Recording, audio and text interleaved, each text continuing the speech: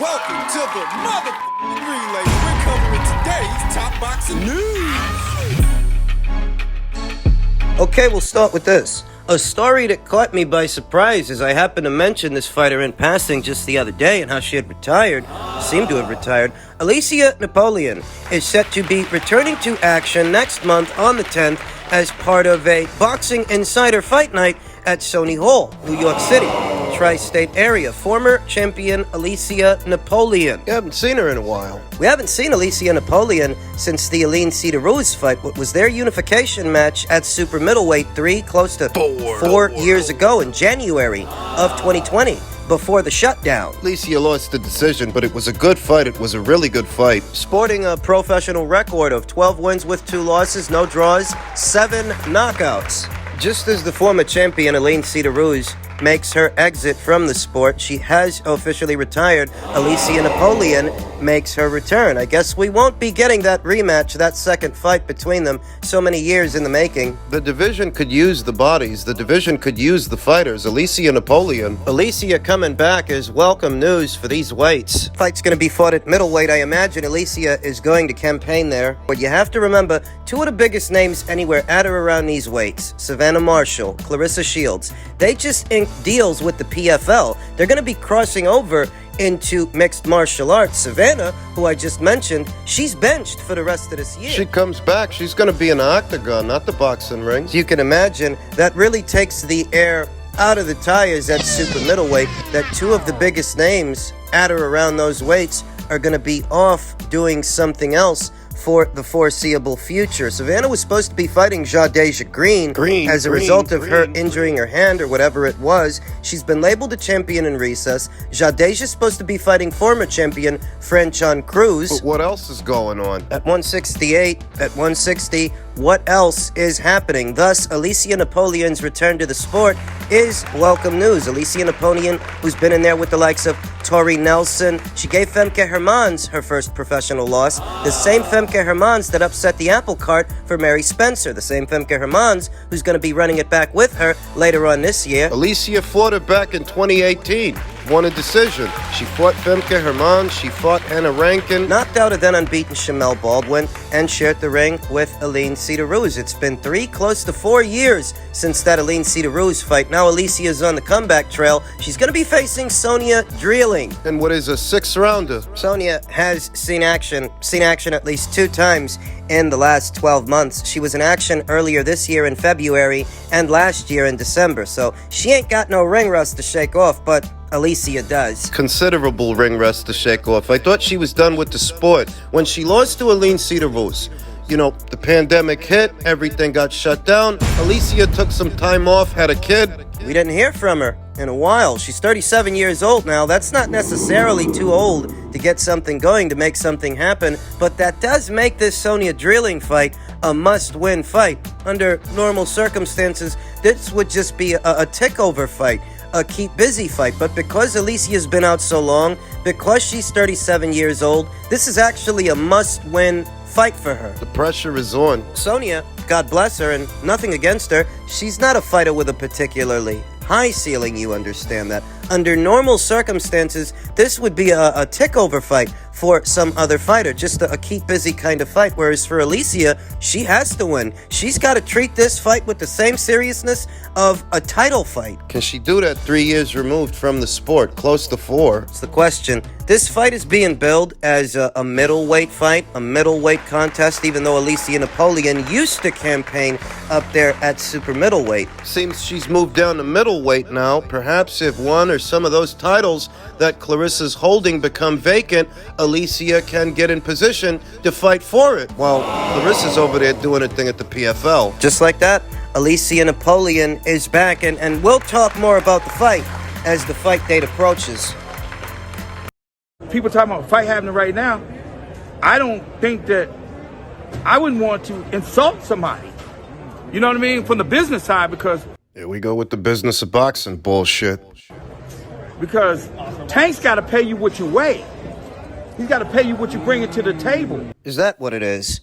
Or is it that you can't pay these other fighters, these good young fighters, peanuts on the dollar like you paid Gamboa, like you paid Rolly Romero or Isaac Cruz?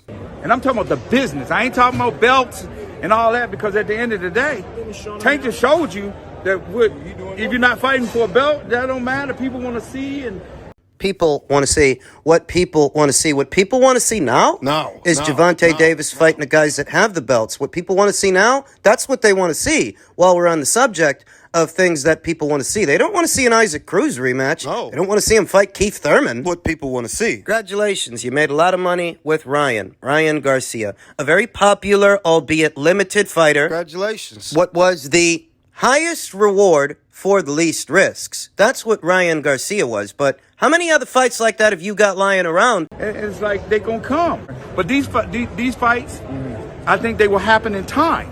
It's what they said about Vasyl Lomachenko for something like 4 or 5 years. It'll happen in time. There's no rush. Gervonta is young. That's what they said. These fights will come, but they never came. He never fought Vasyl Lomachenko. I don't think he's ever going to. Said he was too young at the time. Youth didn't stop Teofimo Lopez from fighting Vasyl Lomachenko. Youth didn't stop Devin Haney. So what was Gervonta's excuse? Was it? Because he's older than them. And I'm not gonna put a time for it. This is just my opinion. And I'm not speaking for nobody. This is just my opinion.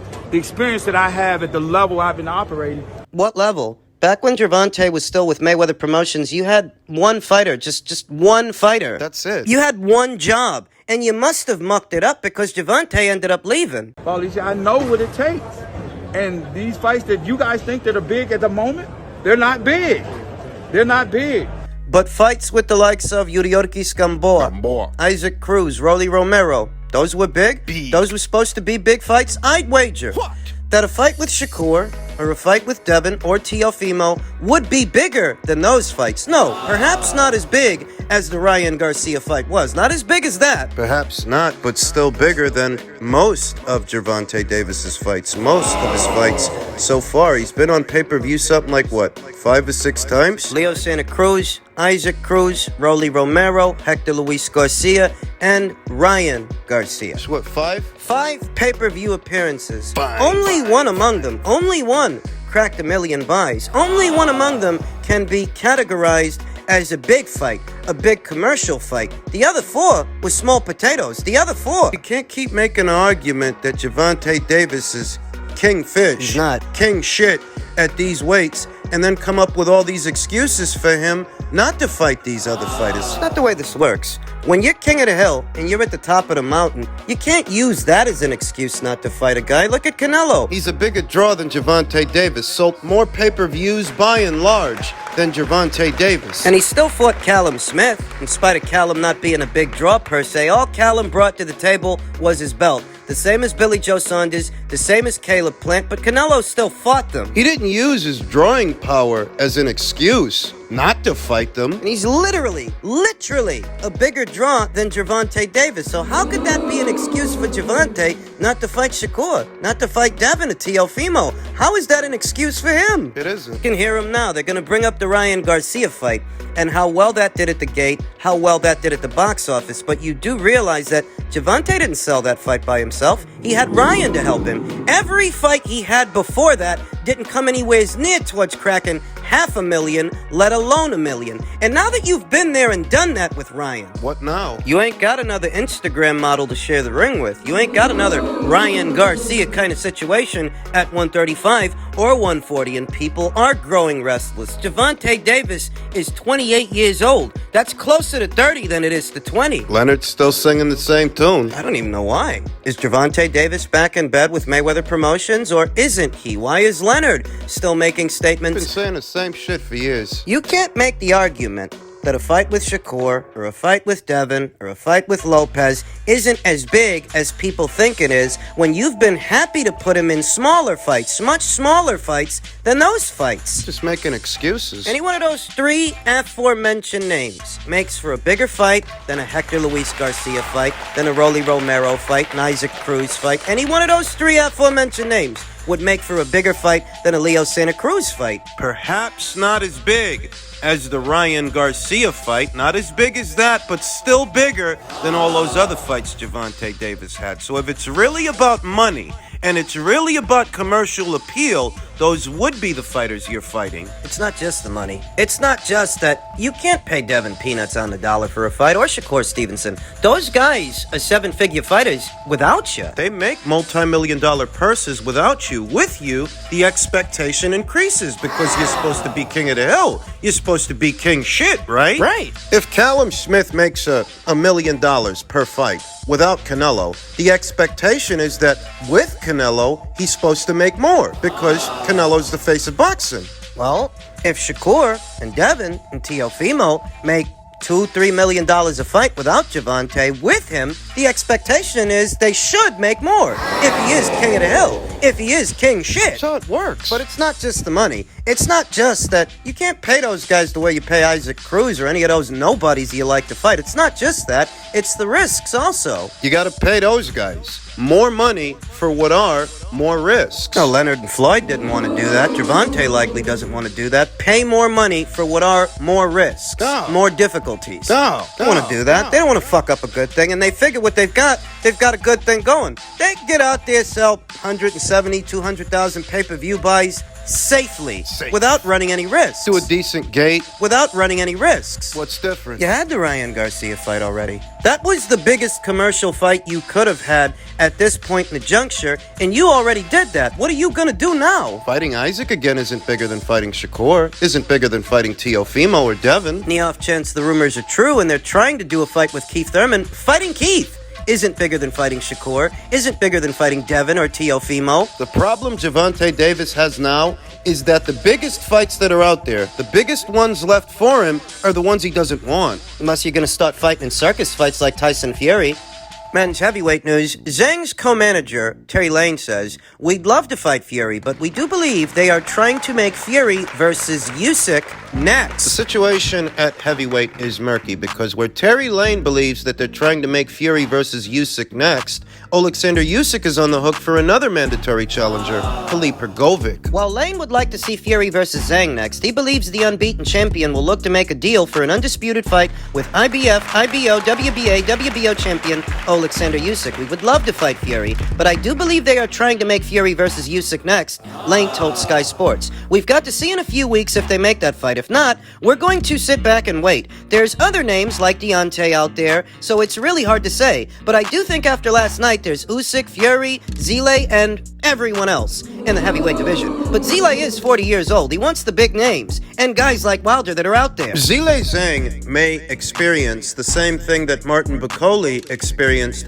after the shellacking that he put on Tony Yoka in France. After he beat the hell out of that guy on his own home turf, it was hard. It was very hard for Martin to get a fight. Took him a while. You think about Zile Zhang's qualities as a fighter. 6'6", 6'7" southpaw, 280, 287 pounds. Olympic amateur background. They're mentioning names like Deontay Wilder because Zhang is 40 years old. He doesn't have all the time in the world, the luxury of time, and in what time he has, he wants to fight in big fights, very big fights. But you tell me, why would Deontay Wilder fight him? A 6'6" southpaw, 287 pounds with an Olympic amateur background. Why would he do that? Why would Fury? This guy's literally resorted to fighting non-boxers. So he's gonna voluntarily fight Zhang? Zhang, who isn't even his mandatory challenger, he's Usyk's mandatory challenger. What Zhang's gotta do is he might have to fight one or two ham and egg guys in between now and the time he can get himself a title fight, a big fight. He's got to keep busy. He can't afford to sit on the shelf waiting for a phone call. He's not next in the rotation. With the recent victory,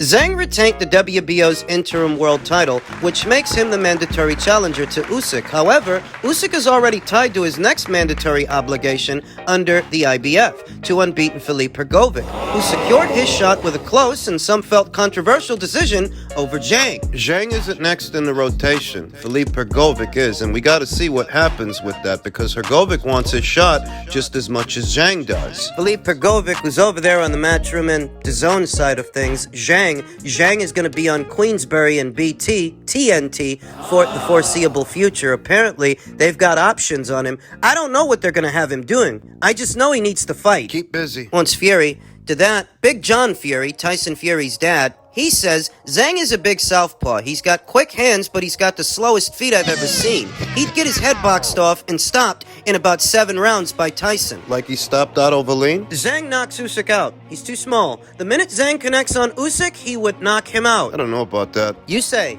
that Zhang's got the slowest feet you've ever seen. Well, Usyk has some of the fastest feet in the division, if not the fastest feet overall. And he, like Zhang, is a southpaw. That's an advantage that Zhang wouldn't have over him. Another one. It's because Zhang was faster than Joe Joyce doesn't mean he's fast enough for Alexander Usyk. What about Fury? I don't think Fury likes southpaws. I don't think he likes southpaws. I think they give him problems. And the evidence for that is Otto Wallin. Otto Wallin is a good, solid fighter. Make no mistake. But who he was with Tyson Fury isn't who he is the rest of the time. And the fact that Fury struggled with that guy sliced up his face. If Otto did that, Zhang might do worse. John Fury continued, detailing Tyson Fury's comments that he doesn't care about being an undisputed champion. John says, anybody who believes a word Tyson says on the day is dafter than me. It changes with the weather. He's not interested at 10 a.m. and at 11 a.m. he's interested. So how can you take him seriously? Tyson's a fighting man. If it makes good business sense, he's up for anything. He's the one who said he's not a businessman. Said that for a long time when taking shots at Anthony Joshua.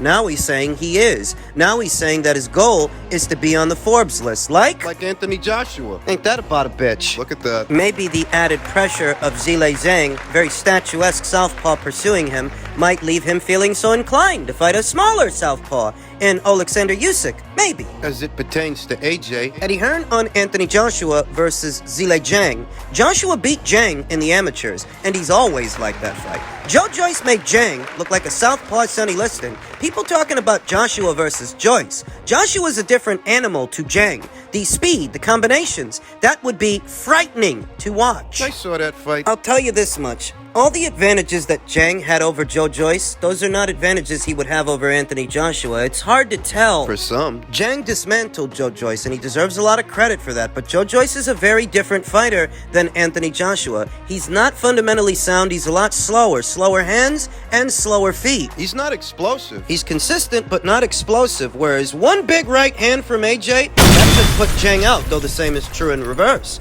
One big left hand from Zhang Could put AJ out. might seem like a hot take, but I like the consistency of AJ's jab in that fight, and I would like AJ to win if it were going to go down, but it's not. Zhang is stuck on the Queensberry side of things for the foreseeable future. AJ's on Matchroom. Unless Frank Warren is willing to send him over, and I don't think he is, I don't think we get that fight between Zhang and Joshua.